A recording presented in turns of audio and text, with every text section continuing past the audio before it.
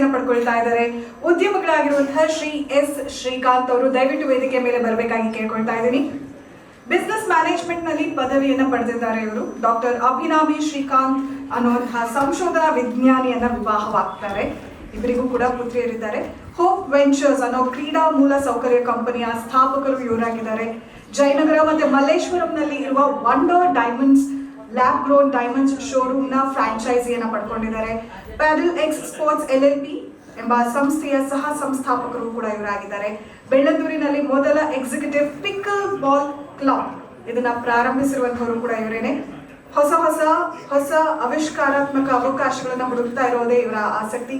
ಭಗವಾನ್ ಶ್ರೀ ಮಾರುತಿ ದೇವಸ್ಥಾನ trustee, palace ರಸ್ತೆ ಹತ್ರ ಇರುವಂತದ್ದು, ಇಲ್ಲೂ ಕೂಡ ಟ್ರಸ್ಟಿ ಆಗಿದ್ದಾರೆ. ಹಾಗೆ ಸಾಕಷ್ಟು ಜನರಿಗೆ ಅವಶ್ಯಕತೆ ಇರುವ ಕಡೆ ಎಲ್ಲರಿಗೂ ಕೂಡ ಸಹಾಯ ಮಾಡಿದ್ದಾರೆ. ಸ್ಕೂಲ್ ಮಕ್ಕಳಿಗಾಗಿರ್ಬೋದು, ಇನ್ನು ಬೇರೆ ಬೇರೆ ಕಡೆ ಬೇರೆ ಬೇರೆ ರೀತಿಯಲ್ಲಿ ಅವಶ್ಯಕತೆ ಇರುವಂಥವರಿಗೆ, ನೀಡಿರುವಂಥವರಿಗೆ ಸಹಾಯ ಮಾಡಿದ್ದಾರೆ. ದೇವರು ಯಾವಾಗಲೂ ಕೂಡ ಅವರನ್ನ ಚೆನ್ನಾಗಿಟ್ಟಿರಲಿ ಅಂತ ನಾನು ಕೇಳ್ಕೊಳ್ತೀನಿ. ಹಾಗೆ ಎಂದು ಮಾತನಾಡಬೇಕಾಗಿ ಕೇಳ್ಕೊಳ್ತಾ ಇದ್ದೀನಿ. ನಮಸ್ಕಾರ ಎಲ್ರಿಗೂ. JP, like I know him for about 40 years, he is so dedicated to what he thinks he wants to do. And this program of gratitude is very, very important today. It is not on this occasion that we have to show gratitude. We have to show gratitude every day.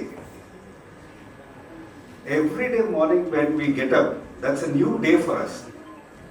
It's a gratitude that we have to express. My prayers are just for 2 minutes every day. Just thank God that we are living one more day and for all the blessings that we have received, and send that energy to the universe. This gratitude is very important for us to express it out. Thank you, JP.